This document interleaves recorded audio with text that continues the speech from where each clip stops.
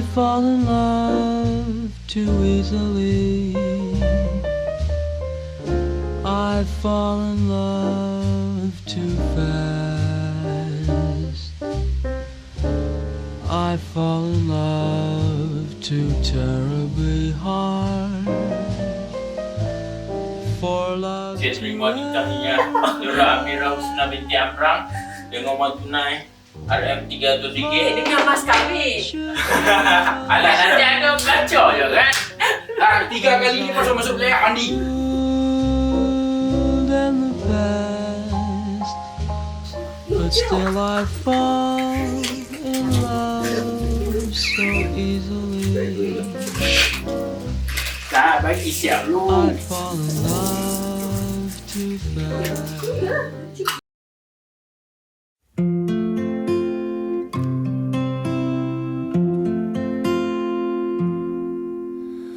Wise men say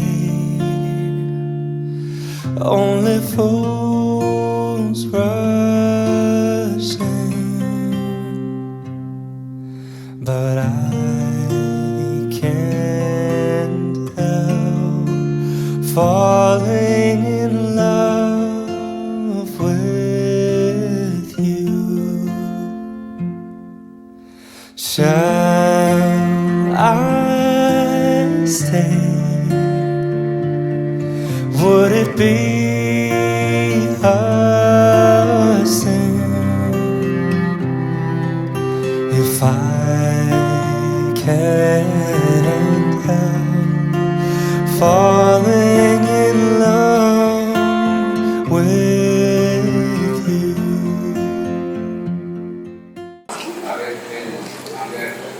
Ya saya.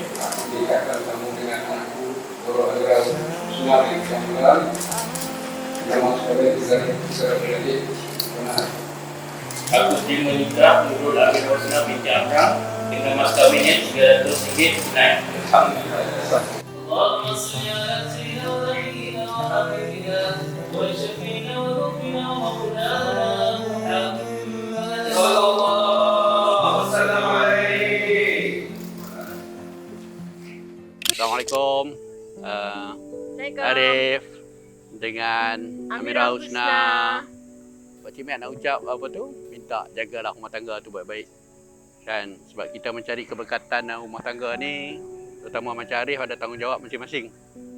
Yang Amira pun ada tanggungjawab sebagai isteri, yang suami tanggungjawab sebagai suami. So nak pesan tu lah, jaga hubungan baik-baik. Kalau kata bergaduh apapun, selesaikan dengan segera. Kan masing-masing kita tahu masing-masing.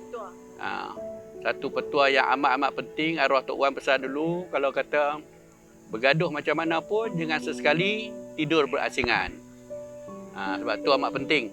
Sebab kita mungkin kita rasa tak selesa bila ada bergaduh, tapi bila tidur bersama tu insya-Allah akan mempercepatkan balik hubungan tu. Assalamualaikum. Angah dah kahwin dah ni. Kan mami kata kalau pasal apa kena jadi macam mami lah, seorang kalau seorang baran, seorang kena slow. InsyaAllah kalau macam tu insyaAllah boleh kekalan kan. Lagi satu kena lemah lembut, jangan cakap kasar-kasar.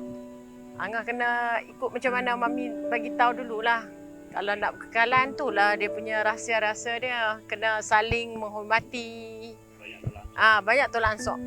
Angah kena sayang Angah sayang Amira Husna macam mana Angah sayang mami. Macam tu lah insyaAllah.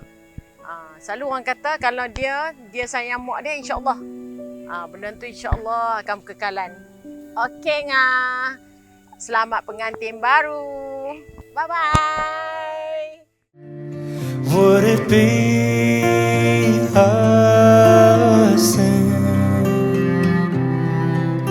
if I can't help falling in love with you?